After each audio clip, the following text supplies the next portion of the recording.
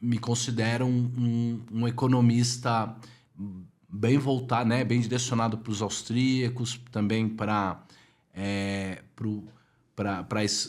os escolásticos, né, que eu tenho estudado bastante, e cada vez eu tenho percebido quanto é tóxica, né, toda essa teoria moderna da economia, e que é o que se ensina por aí hoje. Maravilha. Então, eu estudei história da economia, mas não ângulo de quem fez faculdade de economia, pelo ângulo do direito, né? Porque eu acredito que o direito e a economia não podem andar separados. Perfeito. Foi uma divisão que foi feita na Idade Moderna e também pelo ângulo da história, né? E aí, quando a gente analisa lá a Idade Média, a gente vê como o Estado era menor, como havia mais liberdade econômica, não tinha Banco Central. Foi por causa disso que eu passei a ter ódio do Banco Central. Perfeito. Estudando a economia da Idade Média. E vi como as pessoas mentem, dizendo que o catolicismo é inimigo da doutrina econômica, ou que o catolicismo é mais próximo do socialismo, que o catolicismo é isso e aquilo. Enquanto nós vemos que teve santos como São Bernardino de Siena, nós tivemos uma escola de Salamanca. Sim. Então existe uma doutrina católica ligada à economia que pode ser muito aprendida pela história da Idade Média. E como é que você vê um pouco, se você quiser falar daqui a pouco a gente já fala das crises econômicas, que é um assunto bem interessante. Sim. Como é que você vê ou quer abordar sobre a economia da Idade Média e também já emendando sobre a escola de Salamanca? Perfeito. Então, quando a gente fala de economistas austríacos que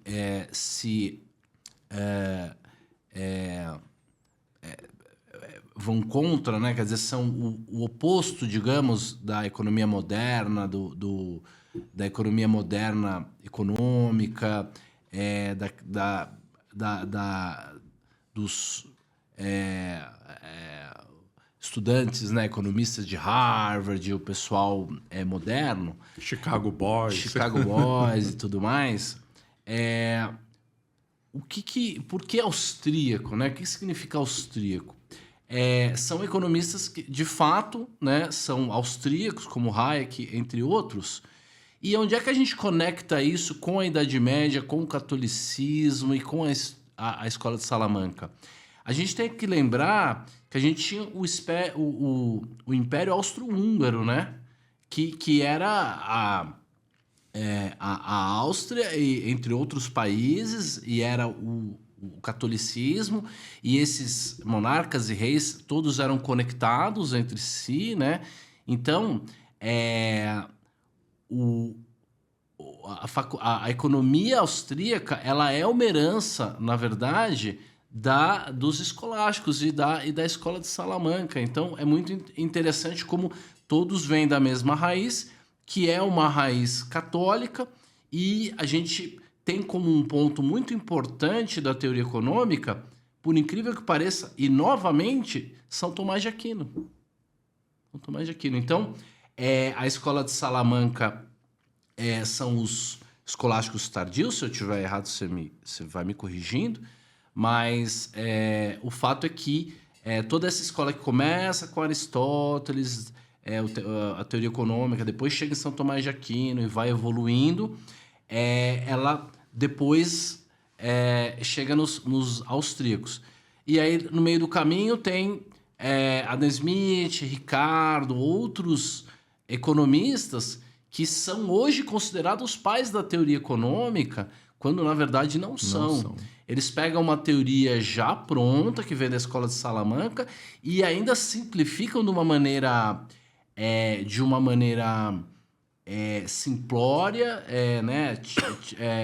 Simplificam excessivamente a teoria e atrapalham demais a compreensão e o desenvolvimento de ferramentas que melhorem, que ajustem, que ajudem a equilibrar a economia. Então, na verdade, tudo que é ensinado nas faculdades hoje, grande parte é propaganda mesmo, e tudo que Adam Smith traz lá no século XVIII, né, é simplesmente algo que já se já era sabido e já havia a teoria desde o século XIII lá e até antes disso. E eles pioraram naquela visão do valor trabalho, né?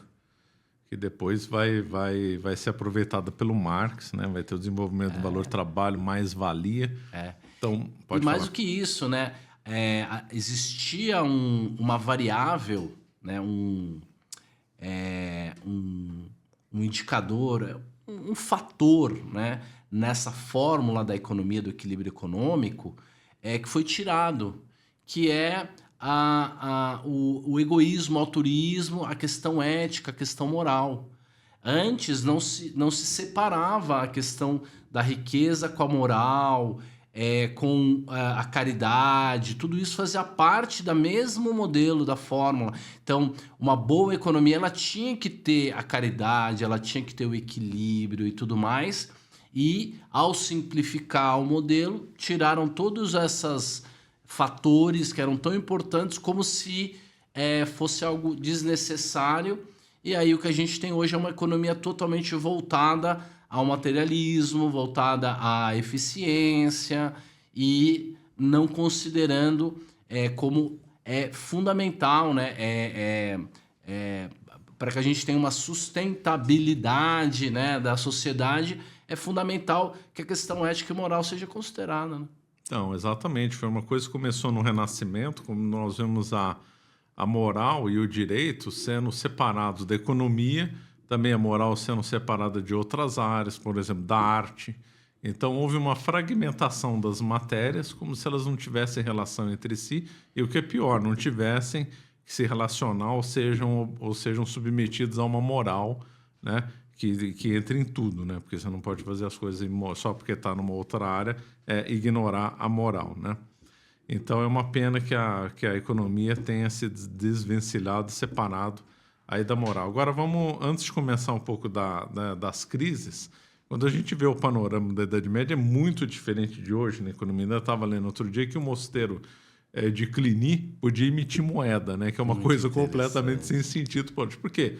Antigamente não tinha o Banco Central, as moedas tinham lastro em ouro, o mosteiro de Cluny acumulou muito ouro porque ele recebia muita doação, então ele pôde emitir moeda. Olha que interessante, até o mosteiro podia emitir moeda. A fragmentação econômica na Idade Média era muito maior, muito mais descentralizado, o Estado era mais descentralizado, o rei, feudos, duques, barões, condes, etc. A partir do mundo moderno, nós vemos uma concentração da economia.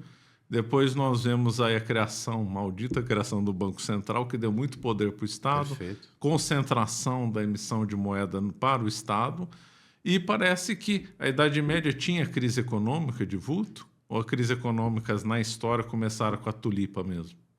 Eu acho que elas começaram em Roma, na verdade, né? Final do Império Romano ali teve muita emissão de moeda, eles pioravam a qualidade do metal que faziam lá na liga, aí também deixavam a moeda um pouco mais leve. Então ali a gente já teve alguns exemplos de crises econômicas. Nós temos algumas passagens, Mesopotâmia, outras coisas também que a gente vê crises acontecendo, ou porque a cidade cresceu demais, ou porque teve um problema natural de seca, de alguma catástrofe e tal. Então, crises já existiam, mas acho que com esse formato, né, moderno de alavancagem, de emissão de ativos e tudo, eu acho que começa ali mesmo nas tulipas ou ali na crise, né, das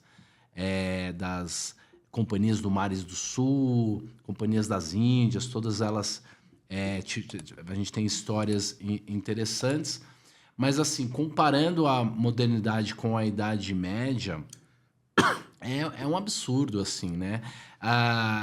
O que se ensina sobre a Idade Média de ser, né, um período de trevas e tal, isso é um absurdo. Eu faço uma provocação que um servo da gleba da Idade Média, de 1200, 1300, ele tinha mais liberdade, ele era mais livre do que um assalariado hoje. Talvez até um escravo em algum momento da Idade Média fosse mais livre do que hoje. Por quê? O servo da gleba ele tinha que dar metade da produção dele para o senhor, mas era a produção que sobrava. E era só isso. Hoje, o imposto é muito maior, o controle é muito maior. Então, hoje, do seu resultado, você deixa grande parte do seu resultado com o Estado, né? Ao invés de ser com o proprietário. Então, por incrível que pareça, uma pessoa livre hoje, assalariada, ela tem muito menos liberdade do que o servo da gleba. Sem Só para dar um dúvida. exemplo. Ainda se falou em período do Império, que o Império Romano foi muito rico, né? Foi um império à parte, mas a quantidade de tributo que se pagava no Império Romano era equivalente a 2 ou 3 dias de trabalho no ano, né? Era uma coisa assim assustadora. Chegava a 2% que as pessoas ganhavam. E teve épocas, quando Roma conquistava e fluía muito ouro, que se dispensava as pessoas de pagar tributo, né? Fenomenal. E o que é interessante... o interessante é isso, o imposto ele vai ficando cada vez mais alto, mais centralizado.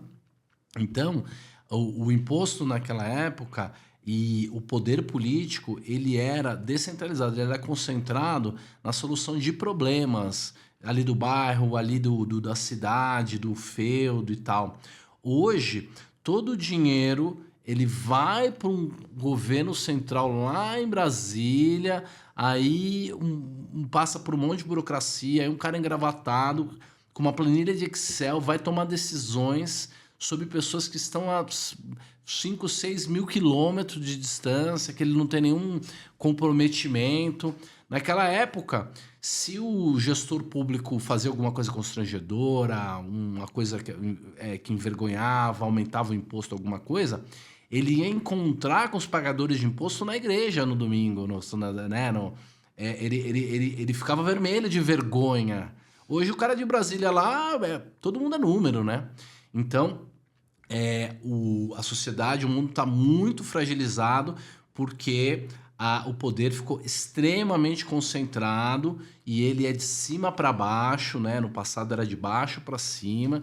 Então, o mundo está numa situação cada vez mais frágil e por conta do desenvolvimento tecnológico e tal, a gente acha que está vivendo num mundo muito bom, né? A riqueza material, mas na verdade a nossa situação é bem grave. E se a gente for ver a origem etimológica da palavra economia, ela se refere ao local, né? Porque a pessoa, na realidade, o que importa para a pessoa em primeira ordem é o local onde ela está vivendo. Dela. É a casa dela, é a vila dela, é o campo que ela morava. Depois vem a região e depois vem a soma das regiões, que na Idade Média não tinha muito sentido em falar país e nação no sentido moderno, né? Seria o local, o regional e o geral.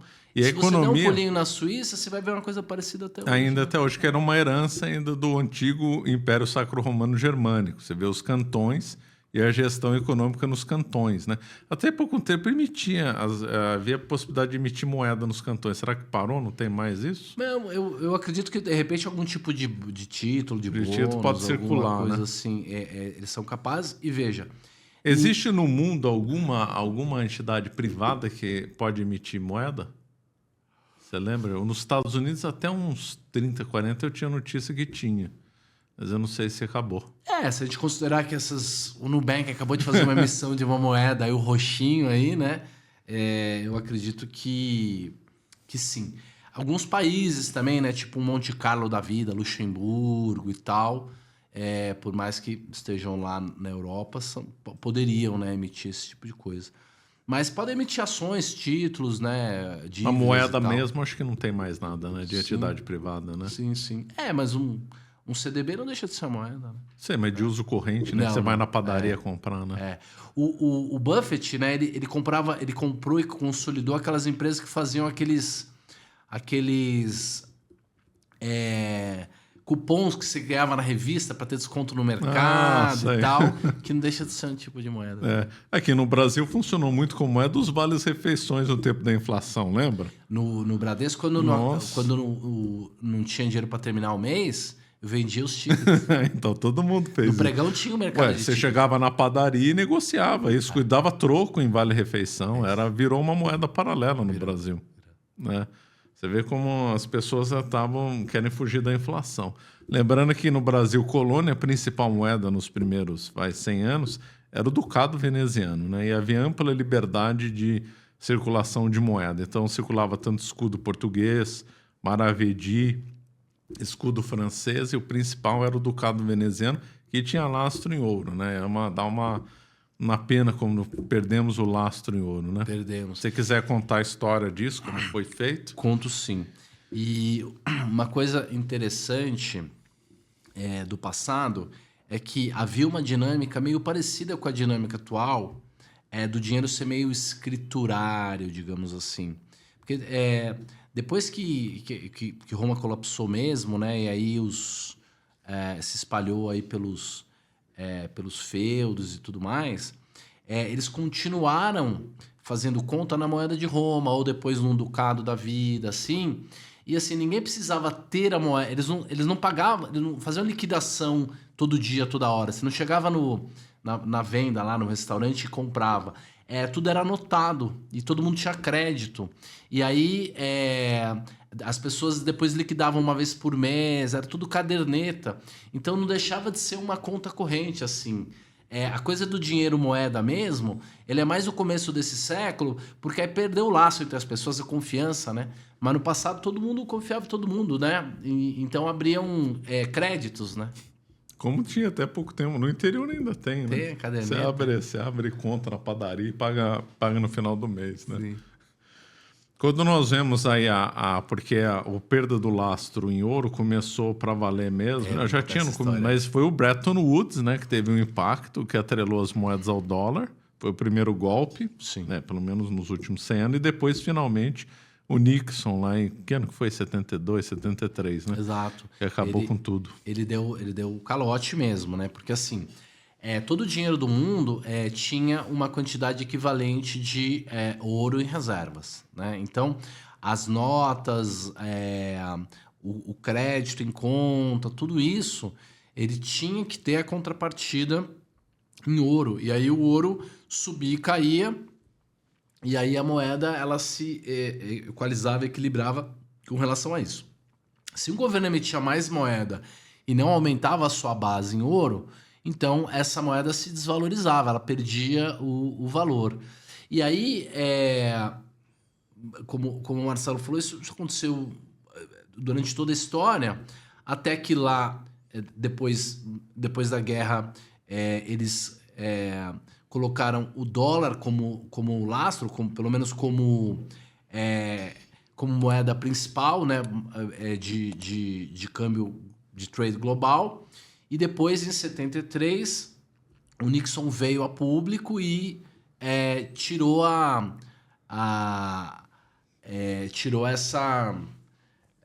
o lastro metálico. Metálico. Então, você já não teria mais o direito de pegar os seus dólares e trocar por ouro, né? De qualquer maneira, o mundo foi ficando muito complexo. E também não é muito fácil essa coisa do ouro, assim. Voltar pro ouro... É difícil dizer que a solução talvez fosse voltar pro ouro, assim. Porque já não solucionava certos problemas, assim, a questão do ouro. Por exemplo, o aumento da riqueza da sociedade é diferente do aumento da quantidade de ouro. Então você tem um desequilíbrio. Às vezes você acha uma reserva de ouro e aumenta muito o ouro, e às vezes a sociedade cresce demais e aí você acaba tendo uma deflação muito grande dos produtos. Por quê? Porque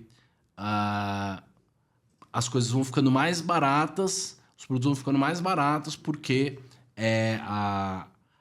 o ouro fica mais escasso, né? Falta tanto ouro que os produtos se desvalorizam. Então, você acaba gerando um certo desequilíbrio. Daria, de qualquer maneira, para voltar alguma coisa semelhante a isso, mas não resolve todos os problemas modernos.